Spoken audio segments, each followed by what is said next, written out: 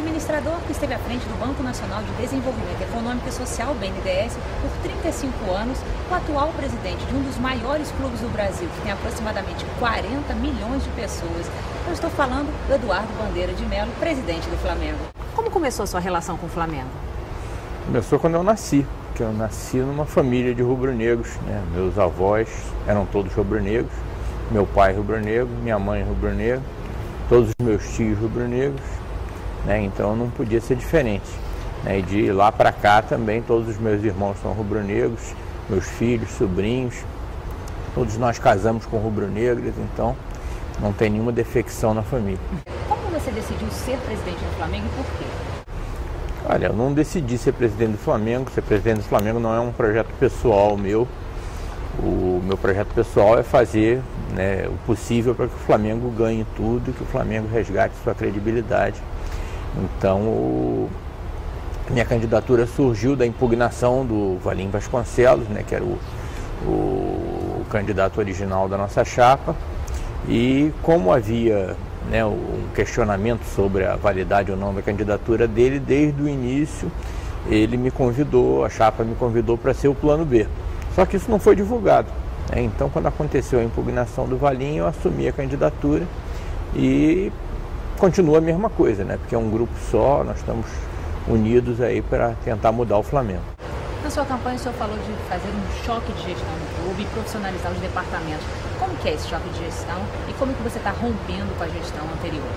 O choque de gestão é tentar dotar o Flamengo, né, dos padrões de governança, de transparência, de eficiência, né, de uma grande empresa, embora o Flamengo jamais vá ser uma empresa, ele vai continuar sendo o clube de regatas do Flamengo.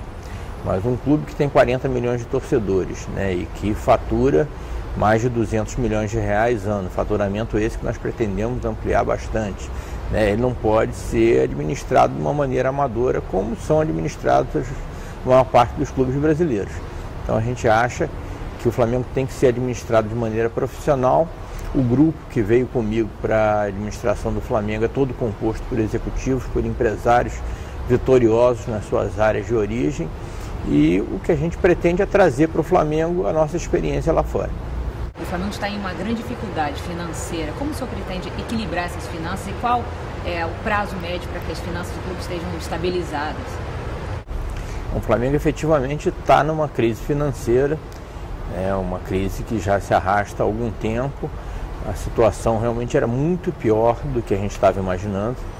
O Flamengo estava com as suas receitas praticamente todas penhoradas. O Flamengo tem dívidas que nós não conseguimos ainda nem quantificar o valor exato, né? Estamos aí com uma due diligence aí em curso para tentar ver quanto que nós devemos muito, nós temos vários credores de todas as naturezas. Então o que a gente precisa em primeiro lugar é recuperar a credibilidade do clube. O Flamengo sempre teve a justa fama de ser um clube mal pagador, um clube que não cumpria seus compromissos, e isso daí nós já estamos mudando.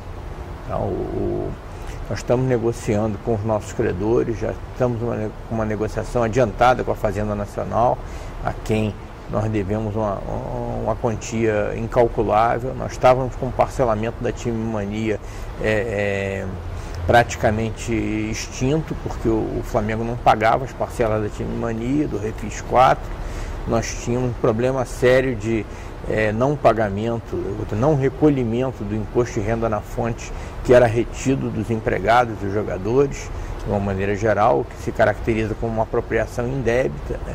Então tudo isso nós estamos renegociando e esperamos, assim, num período muito curto, poder estar com toda a nossa dívida equacionada, né? Claro que nós não vamos conseguir pagar, a dívida é muito grande, o pagamento vai se dar ao longo do tempo, mas pelo menos eu acho que nós vamos estar em condições, em todas as esferas de governo, né? Municipal, estadual, federal e também na área trabalhista, previdenciária, eu espero em muito pouco tempo que a gente possa ter uma certidão negativa de débitos, ou seja, nós vamos poder dizer que nós não temos nenhuma dívida vencida com o poder público, tá? Isso não só vai nos dar condições de ter acesso a um tipo de recurso que a gente não vinha tendo, que é, por exemplo, patrocínio de empresas estatais, recursos de incentivo fiscais para o esporte olímpico, né, para o Museu do Flamengo, por exemplo, né? E agora o principal de tudo eu acho que é o efeito moral. Tá? Eu acho que a torcida do Flamengo vai gostar muito de saber quando nós estivermos numa situação que a gente vai poder dizer não temos dívida vencida com ninguém. Tá? Estamos todos encalacrados aqui, que para pagar esse parcelamento vai ser muito difícil, mas pelo menos a gente vai recuperar a dignidade para esses 40 milhões de torcedores. E existe um paradoxo, né? O Flamengo é considerado o maior clube, mas não consegue fechar um patrocínio master como outros clubes, como o Corinthians, o Fluminense. A que você atribui? É falta de interesse dos patrocinadores ou uma falta de negociação? Não, é uma série de fatores, né, que passavam inclusive pela, vamos dizer, talvez a incompetência de buscar os patrocinadores, né? Nós em pouco tempo já estamos com um patrocinador na camisa e vamos conseguir outros, tá? Então, em fase de negociação. E eu acho também que a falta de credibilidade do clube afastava não só patrocinadores, como qualquer interlocutor, né? Até jogadores, né, tinham uma resistência muito grande em vir para o Flamengo, treinadores, né? Qualquer interlocutor, tanto na área esportiva como na área comercial, resistiam muito em lidar com um clube que não cumpre com seus compromissos, tá? Isso tudo nós vamos mudar. E voltando um pouco para a sua pergunta anterior, eu queria dizer que a grande virada nas finanças do Flamengo vai se dar com o apoio da torcida, tá? Quem tem 40 milhões de torcedores realmente não pode, no longo prazo, estar numa situação difícil como a que nós estamos. Tá? Nós vamos lançar o nosso programa de sócio-torcedor, né? O cadastramento do torcedor do Flamengo já está em vigor. Eu acho que qualquer rubro-negro que esteja vendo aqui a TV Câmara vai poder acessar ali o nosso site, o site do Flamengo, flamengo.com.br, e vai poder fazer o seu cadastramento, que é inteiramente de graça.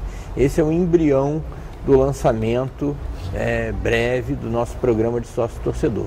A partir do sócio-torcedor, a partir do momento em que o torcedor do Flamengo for parceiro do clube, aí nós vamos começar a nossa retomada.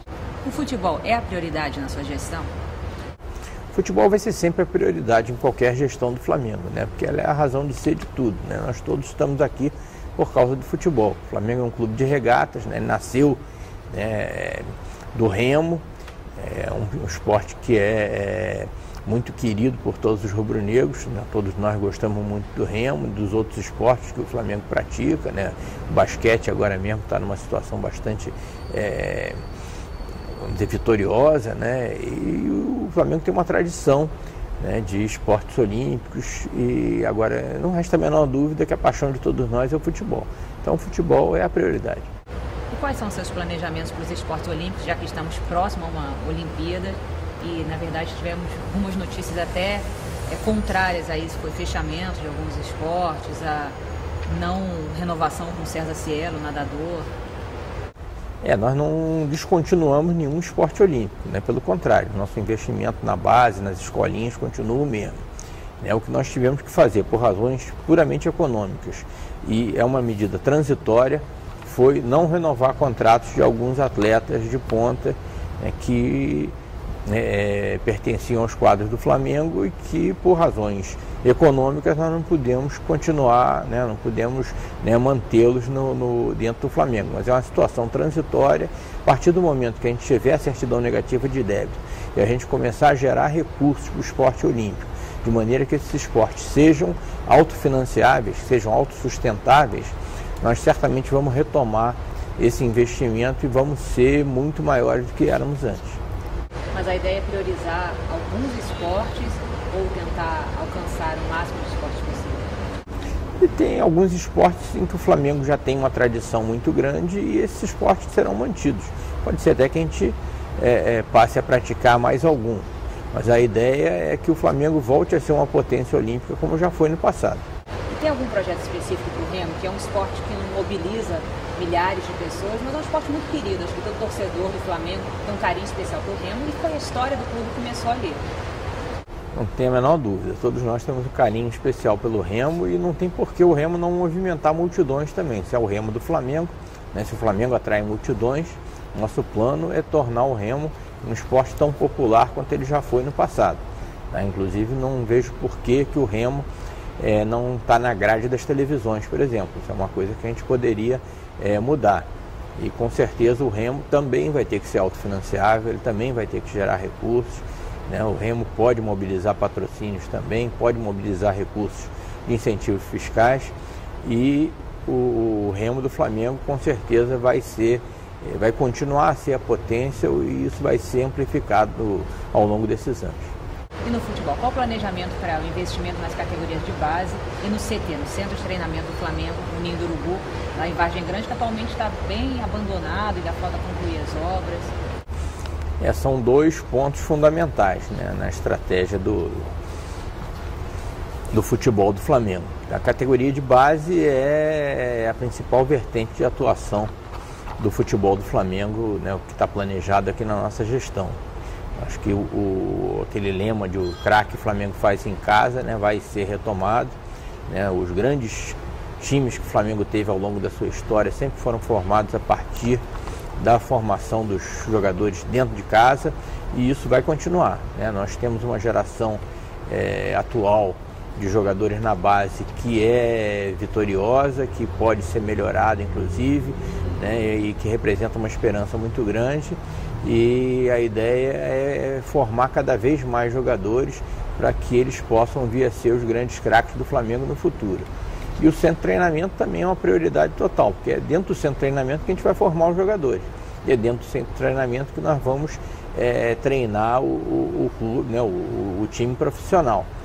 Então o centro de treinamento já está sendo utilizado, né, ele já tem alguns campos lá em funcionamento. As instalações são precárias ainda, mas a gente pretende, pelo menos nesse ano, concluir toda a parte relativa ao elenco profissional. E com o tempo nós vamos investir também para completar o centro de treinamento de maneira que ele sirva também às categorias de base.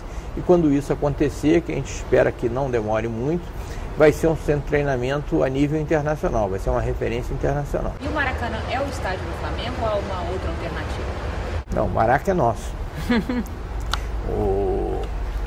A gente pretende, né, que o Maracanã seja o nosso projeto, né, para o futebol profissional, que o Maracanã seja efetivamente do Flamengo. Nós já estamos em entendimentos com empresas que fazem parte dos consórcios que vão concorrer, né, à licitação.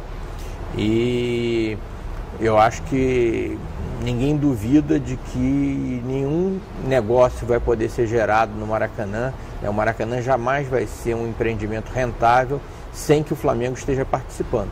Porque todos os grandes públicos da história do Maracanã sempre foram em jogos do Flamengo. Tá? Então isso para mim já é uma certeza quase que absoluta. Agora temos que negociar os termos, né? Se não for interessante para a gente teria que partir para outras alternativas. Mas eu acho que nós vamos chegar numa solução que vai ser boa para o Flamengo e boa para os investidores. E existe algum tipo de negociação em relação ao custo dos ingressos? Pois tem uma reclamação muito grande que os valores dos ingressos são muito caros e que tem também desmobilizado, até esvaziado os estádios. Os clubes têm algum poder de penetração nisso? Essa é uma questão que a gente tem que analisar, né, sobre dois aspectos. Né? Nós temos todo o interesse em ter os estádios cheios, né, e queremos que a torcida participe. Por outro lado, também estamos numa situação financeira muito ruim que nós não podemos abrir mão de receita. Tá? Eu acredito que a grande solução para isso vai estar também no programa de sócio-torcedor. Que quem vier participar do programa de sócio-torcedor do Flamengo certamente vai ter condições privilegiadas em termos de compra de ingressos, seja através da preferência, seja através de descontos. Como é que fica a relação do clube com as torcidas organizadas? Olha, torcidas organizadas eu acho que são um ponto altamente positivo na história do Flamengo. Eu vi surgirem as torcidas organizadas. E quando eu era pequeno só existia uma, que era a Charanga, do Jaime de Carvalho. Depois eu vi surgindo todas essas torcidas, né, que estão aí, a Jovem, a Raça Rubro-Negra, né, outras que já que surgiram e depois desapareceram, né, a Flamante, a Flamor, Flaponte, né, depois veio a Flamanguaça, a Urubuzada, né, todas elas eu acho que fazem parte da história do Flamengo. A gente gostaria de ter uma relação muito boa com elas. Tá? O que a gente espera é que essas torcidas nos ajudem também na questão de paz nos estádios, né? Vamos acabar com as brigas, né? Vamos fazer com que nos estádios, nos jogos do Flamengo, a pessoa possa ir, levar o seu filho pequeno, levar sua namorada e tal, num clima de paz e que não haja briga com os torcedores adversários, né? Afinal de contas, o Flamengo é o maior de todos e tem que dar o exemplo. Esse ano o Zico, que é um dos maiores ídolos, ou o maior ídolo da história do Flamengo, completa 60 anos. Qual a participação do Zico nessa gestão? Olha, o Zico é principalmente a nossa grande inspiração, porque o Zico, né, representa tudo de bom, né? Ele sempre foi o maior ídolo da torcida rubro-negra, né? Para mim é o cidadão, né, a pessoa mais ilustre da história do Flamengo, e ele foi maltratado aqui no Flamengo no passado, e a gente está pretendendo recuperar, vamos dizer, essa relação, tá? O Zico é uma pessoa fantástica.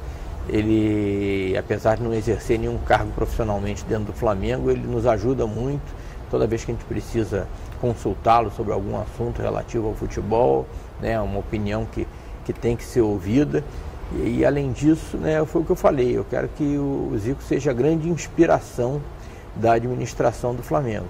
O Flamengo tem essa imagem de ruim, de mal pagador, né, de clube que não cumpre seus compromissos. A gente quer colar a nossa imagem, a imagem, né, de um atleta que sempre foi um craque dentro e fora do campo, né, que sempre foi um modelo de cidadão.